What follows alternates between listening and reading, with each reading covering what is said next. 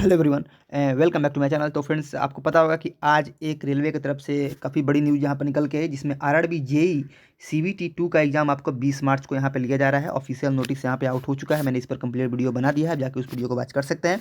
अब जो है आपके सामने जो भी समय बचा हुआ है, ठीक है, जो भी समय बचा हुआ है उसे आपको कैसे यूटिलाइज करना है। सिलेबस क्या है सीबीटी 2 का, ऑफिशियली सिलेबस क्या है, क्योंकि सिलेबस एक बार जान लेना जरूरी है। उसके अनुसार से आप जो भी समय बचा हो उसको सही से यूटिलाइज आप कर पाएँ। इसके बारे में हम रणनीति के बारे में चर्चा करने वाले हैं, तो वीडियो को पूरा कंप्लीट वॉच आप जरूर कीजिएगा। उसके बाद से आप पढ़ाई में अपना लग जाइए। सेकंड स्टेज सीबीटी 2 जो आरआरबी जेई का होने वाला है, इसमें जो प्रश्न आपसे रहेंगे वो आपको 150 प्रश्न रहेंगे। कितने? 150, 150 नंबर, 150 क्वेश्चन आपसे पूछे जाएंगे। 120 मिनट आपको समय दिया जाएगा सॉल्व करने के लिए। 2 घंटे का आपको इसमें समय मिलेगा। पेपर जो रहेगा, पेपर आपको यहाँ पे 6 सब्जेक्ट से प्रश्न रहेंगे। पहला जो रहेगा वो आपको जनरल अवेयरनेस से रहेगा, जिसमें आपको जीके वाला पोर्शन इसमें है। उसके बाद आपको यहाँ पे फिजिक्स केमिस्ट्री से और बेसिक ऑफ कंप्यूटर एप्लीकेशन, ध्यान दीजिएगा, बेसिक ऑफ कंप्यूटर एप्लीकेशन से प्रश्न है कंप्यूटर से। बेसिक ऑफ यहाँ पे इन्वायरमेंट एंड पॉल्यूशन कंट्रोल, यानी कि इन्वायरमेंट से प्रश्न आपके रहेंगे। और जो अगला जो है सबसे important, technical ability. Technical ability बोले तो जो भी आपका ट्रेड होगा, जिस भी ट्रेड से आपने पढ़ा होगा, भरा होगा form, electronics, civil, mechanical, electrical, computer science, जितने भी आपने जो भी ब्रांच से आप पढ़ा होगा उस ब्रांच से रिलेटेड आपसे प्रश्न रहेंगे। उस ब्रांच पेपर से आपके प्रश्न यहाँ पे रहने वाले हैं, ठीक है। सिलेबस आपको जो इस प्रकार से दिया हुआ है, किससे किससे कितने प्रश्न रहेंगे जरा ध्यान दीजिएगा। जो पहला आपका जो जनरल अवेयरनेस रहेगा उसमें 15 आपके प्रश्न रहेंगे, 15 मार्क्स रहेंगे, यानी कि प्रत्येक प्रश्न 1 नंबर का रहेगा। ये जो जनरल अवेयरनेस है, जो जीके वाला पर्सन रहेगा, इसका जो सिलेबस कुछ इस प्रकार से दिया गया है कि इसमें तो करंट अफेयर से आपके प्रश्न आएंगे। चूँकि ऐसा देखा गया जो सीबीटी 1 का एग्जाम हुआ या फिर जो एलपी का एग्जाम हुआ, कि करंट अफेयर से ज़्यादा प्रश्न यहाँ पे पूछे गए। साथ में पॉलिटी वगैरह से भी आपके प्रश्न ठीक ठाक रहें।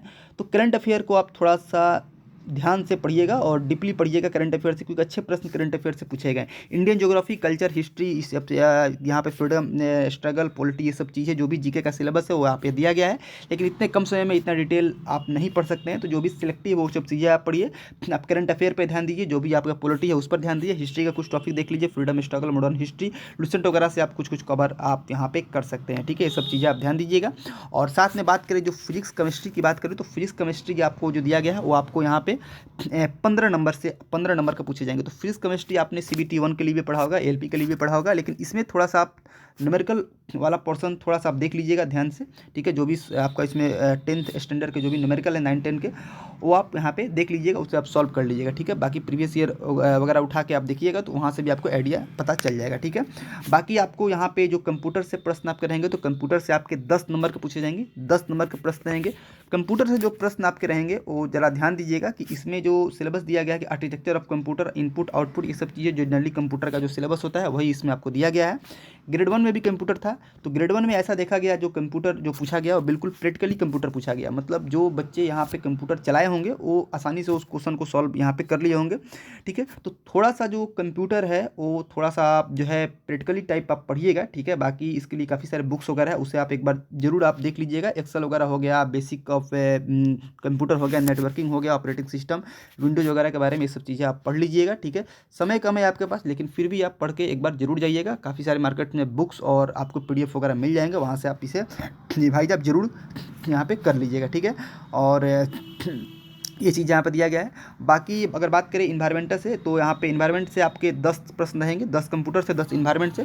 तो इन्वायरमेंट का जो भी आपका यहाँ पे इसका भी सिलेबस आप यहाँ पे देख लीजिए कि इन्वायरमेंट में आपको यहाँ पे पोल्यूशन कंट्रोल और यहाँ पे air, water, noise pollution, effect and control, water management, global warming, acid rain, ozone depletion, तो ये सब चीज़ें इन्वायरमेंट से रिलेटेड जो भी टॉपिक है दिया गया, इसे भी आप प्रीवियस ईयर उठा के आप देखिएगा, वहाँ से कहाँ से प्रश्न पूछे उसके अकॉर्डिंग आप पढ़ाई कीजिएगा। इससे रिलेटेड आपको बहुत सारे आपके वीडियोज वगैरह और आपके नोट्स वगैरह है, उसे भी आप इसे आप पढ़ सकते हैं, ठीक है। खोजिएगा, क्योंकि सब टॉपिक से आप थोड़ा थोड़ा बेसिक आइडिया आप जरूर ले लीजिएगा, ठीक है। इसे छोड़िएगा मत, ठीक है, क्योंकि ये 10 नंबर जो इंपॉर्टेंट है, क्योंकि आप टेक्निकल में कम पाएंगे तो ये सब चीज़ें आपको वहाँ पे मैनेज करेगा, ठीक है ना। ये ध्यान दीजिएगा। और क्वेश्चन जो है आप आराम से बना लेंगे, क्योंकि ऐसे नहीं है अगर आप पढ़े हैं तो आपसे सॉल्व हो जाएगा, ठीक है ना। आप उसे रिलेट करके आप उससे जो है ऑप्शन आप लगा सकते हैं। बाकी टेक्निकल एबिलिटी सबसे इंपॉर्टेंट, टेक्निकल एबिलिटी से आपके प्रश्न 100 नंबर के प्रश्न आएंगे, यानी कि सबसे अधिक जो टेक्निकल एबिलिटी एबिलिटी से प्रश्न आपके रहने वाले हैं। टेक्निकल एबिलिटी जो भी आपने सेमेस्टर में पढ़ाई किया होगा या फिर तमाम आपने इसके पहले भी जेई का एग्जाम आपने दिया होगा, वही सिलेबस आपका इसमें रहने वाला है। बाकी रेलवे में कुछ आपके ऐसा होता है कोई सब्जेक्ट ज़्यादा कोई सब्जेक्ट कम, कोई टॉपिक वेरी करता है, तो आप उसका प्रीवियस ईयर जरूर बनेगा।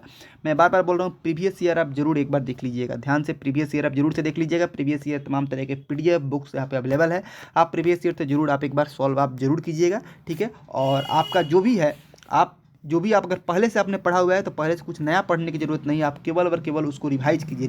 रिवीजन बहुत ज़रूरी है, रिवीजन कीजिए। और अगर आप टेक्निकल पढ़ लिए हैं तो थोड़ा सा जो नॉन टेक का जो पोर्शन है ना, 50 नंबर वाला नॉन टेक के पोर्शन को थोड़ा सा आप ध्यान से दीजिए, क्योंकि नॉन टेक में अगर आप स्कोर कर लेते हैं ना तो ये टेक्निकल वाले थोड़े माइनस हो जाएंगे, ठीक है ना।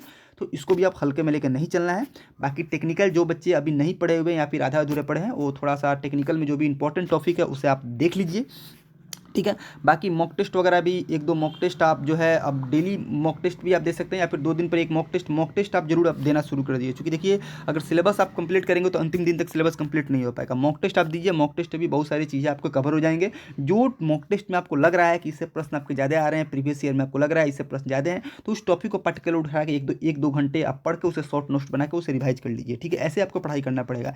24 घंटे आपके पास समय है, 24 घंटे में से आपके 7-8 घंटे 12 घंटे आपको पढ़ना पड़ेगा, ठीक है ना। अब जो भी जितना भी समय बचा है वो केवल और केवल स्टडीज में आपको लगाना पड़ेगा, ठीक है। ये आपको यहाँ पे बातें समझना पड़ेगा, ठीक है। तो ये आपको चीज़ें यहाँ पे दिया गया है। बाकी इसके बाद इसमें ये भी दिया गया है कि जो वर्चुअल कैलकुलेटर है, जो साइंटिफिक कैलकुलेटर होता है, वो यहाँ पे वर्चुअल कैलकुलेटर आप यहाँ पे यहाँ पे जो वर्चुअल कैलकुलेटर वो आप यहाँ पे अलाउ है, वर्चुअल कैलकुलेटर, ठीक है। Virtual calculator will be made available on the computer monitor during the second stage, यानी कि जो कंप्यूटर मॉनिटर होगा ना, उसमें ये वर्चुअल कैलकुलेटर आपको वहाँ पे आप यूज आप कर सकते हैं, ठीक है। सेकंड स्टेज के लिए न्यूमेरिकल वगैरह बनाने में आपको यहाँ पे सहायता करेगा, ठीक है।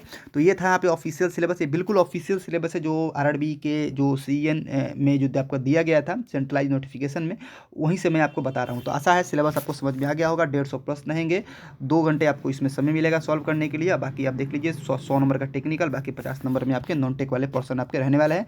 बायोलॉजी आपको इसमें नहीं है, ध्यान दीजिएगा, बायोलॉजी से प्रश्न आपके नहीं रहेंगे। फिजिक्स केमिस्ट्री से 15 नंबर का प्रश्न रहेंगे, न्यूमेरिकल टाइप क्वेश्चंस रहेंगे, न्यूमेरिकल थोड़ा सा आप देख लीजिएगा, ठीक है। बाकी इसके रिगार्डिंग कोई भी डाउट्स हो कमेंट सेक्शन में आप जाके जरूर पूछ लीजिएगा, और बीच बीच में वीडियो आपको लाते रहूँगा। बाकी टेलीग्राम चैनल आप ज्वाइन करके जरूर रख लीजिएगा। तो मिलते हैं फिर अगले वीडियो में एक नए अपडेट के साथ। Thanks for watching.